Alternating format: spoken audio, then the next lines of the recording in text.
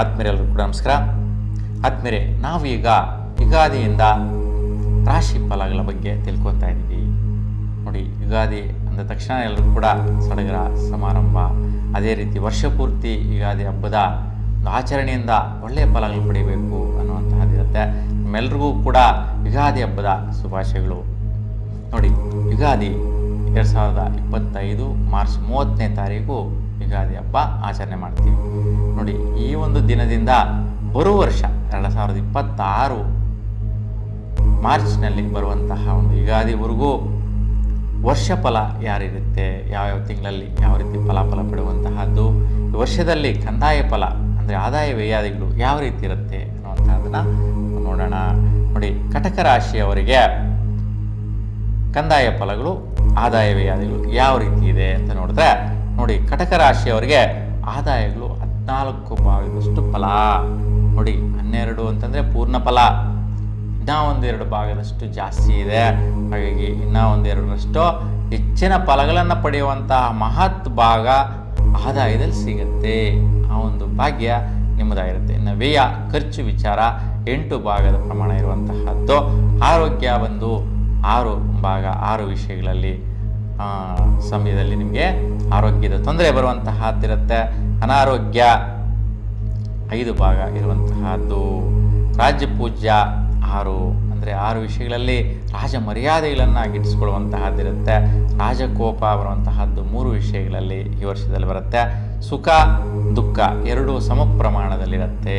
ಅಂದರೆ 3 ವಿಷಯಗಳಲ್ಲಿ ಸುಖ ಸಿಗುವಂಥದ್ದು, 3 ವಿಷಯಗಳಲ್ಲಿ ದುಃಖ ಬರುವಂತಹ ಸಾಧ್ಯತೆ ಇರುತ್ತೆ.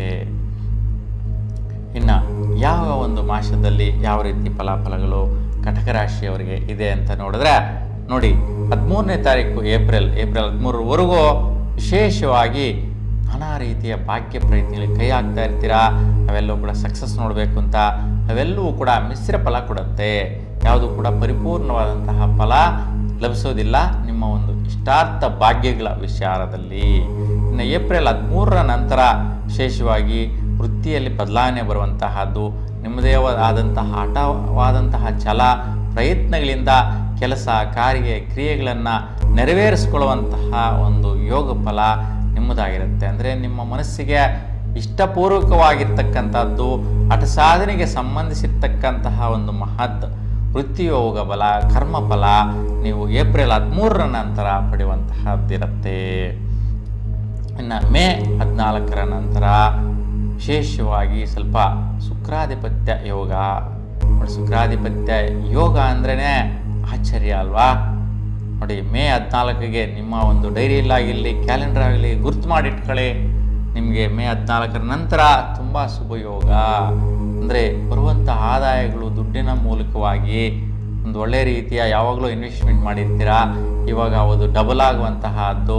ಯಾವುದೋ ಒಂದು ವಸ್ತು ನೀವು ಒಂದು ವ್ಯಾಪಾರ ವ್ಯವಹಾರ ಮಾಡೋದ್ರಿಂದ ಹೆಚ್ಚಿನ ದುಡ್ಡಿನ ಒಂದು ಫಲನ ಪಡೆಯುವಂತಹದ್ದು. ಮತ್ತು ಯಾವಾಗಲೂ ಕೊಟ್ಟಿರ್ತಕ್ಕಂಥದ್ದು, ಕಳೆದೋಗಿರ್ತಕ್ಕಂಥದ್ದು ದುಡ್ಡು ಕಾಸು ಇವಾಗ ತಾನಾಗೆ ನಿಮ್ಮ ಕೈ ಸೇರುವಂತಹದ್ದು.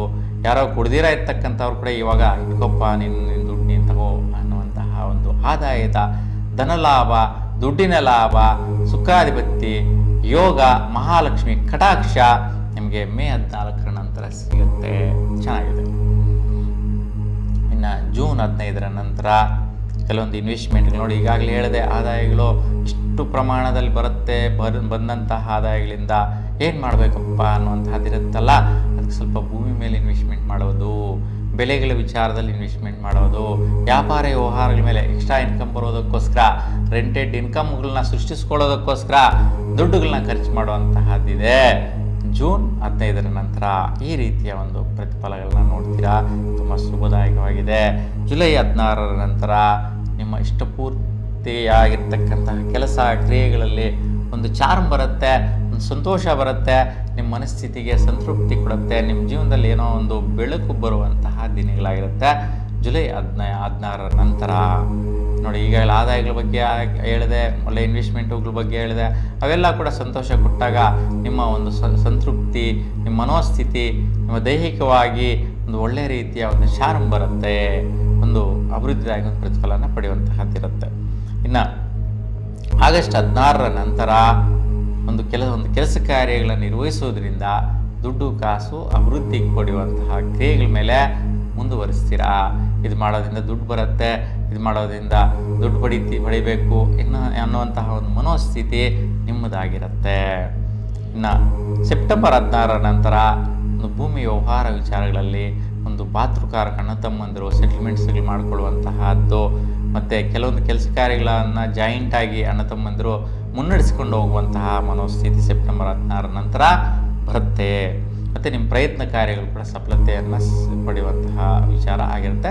ಸ್ವಲ್ಪ ದ್ವಂದ್ವ ಮನಸ್ಥಿತಿ ಇರುತ್ತೆ.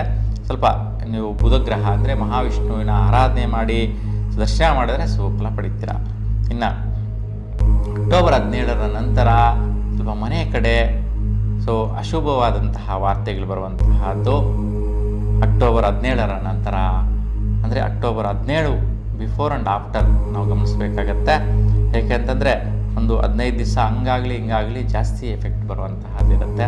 ಸ್ವಲ್ಪ ಮನೆ ಕಡೆ ಏನೋ ಒಂದು ಶೋಕದ ಮನಸ್ಥಿತಿ, ಏನೋ ಒಂದು ನಷ್ಟ ಕಳ್ಕೊಂಡಿರ್ತಕ್ಕಂತಹದ್ದು, ಮನೆಯಲ್ಲಿರ್ತಕ್ಕಂತಹ ಅವರಿಗೆ ಅಥವಾ ಮನೆಯಲ್ಲಿರ್ತಕ್ಕಂಥ ಸ್ತ್ರೀಯರಿಗೆ ಅಥವಾ ಕಟಕ ರಾಶಿಯಲ್ಲಿರ್ತಕ್ಕಂತಹ ತಾಯಿ ಸ್ಥಾನದಲ್ಲಿರ್ತಕ್ಕಂಥವ್ರಿಗೆ ಸ್ವಲ್ಪ ಆರೋಗ್ಯ ಪರಿಸ್ಥಿತಿಯಲ್ಲಿ ತೊಂದರೆಗಳು, ಹಾಸ್ಪಿಟ್ಲಿಗೆ ಹೋಗಿ ಬರುವಂತಹದ್ದು, ಸ್ವಲ್ಪ ಅಡಚಣೆಗಳು, ಅವಘಡಗಳು ಉಂಟಾಗುವ ಸಾಧ್ಯತೆ ಇರುತ್ತೆ. ಈ ವಿಚಾರನ ನೀವು ಸ್ವಲ್ಪ ನೋಟ್ ಇಟ್ಕೊಳ್ಳೋದು ಒಳ್ಳೆಯದು.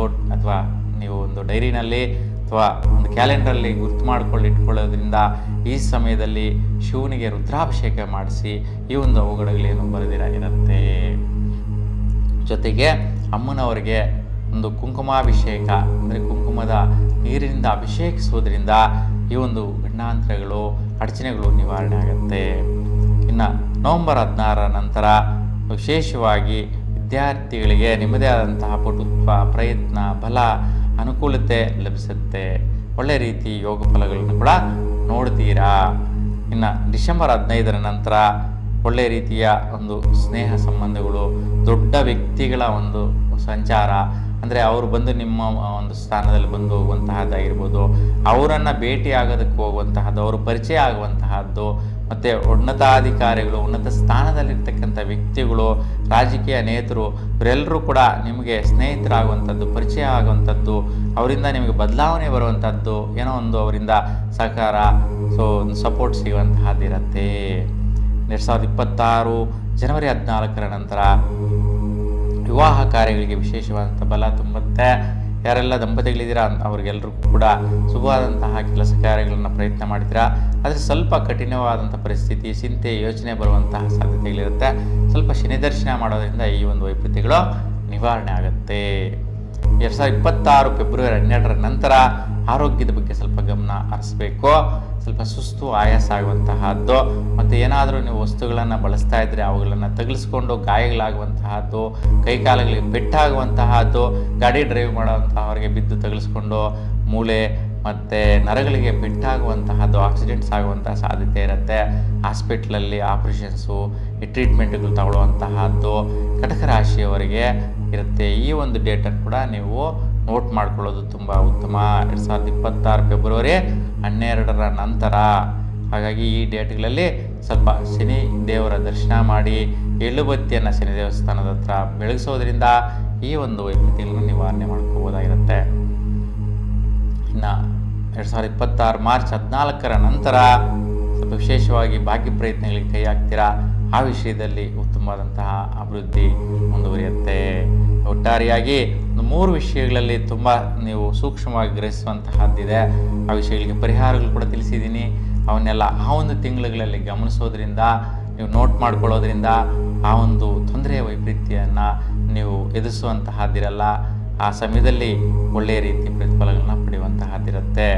ಕಟಕ ರಾಶಿಕರು ಎಲ್ರಿಗೂ ಕೂಡ ನಿಮ್ಮ ಇಷ್ಟ ದೇವರ ಅನುಗ್ರಹ ಸದಾಕಾಲ ನಿಮ್ಮ ಮೇಲೆ ಇರಲಿ ಅಂತ ಭಗವಂತನಲ್ಲಿ ಪ್ರಾರ್ಥಿಸ್ತಾ ಎಲ್ರಿಗೂ ಕೂಡ ಶುಭವಾಗಲಿ. ನಮಸ್ಕಾರ.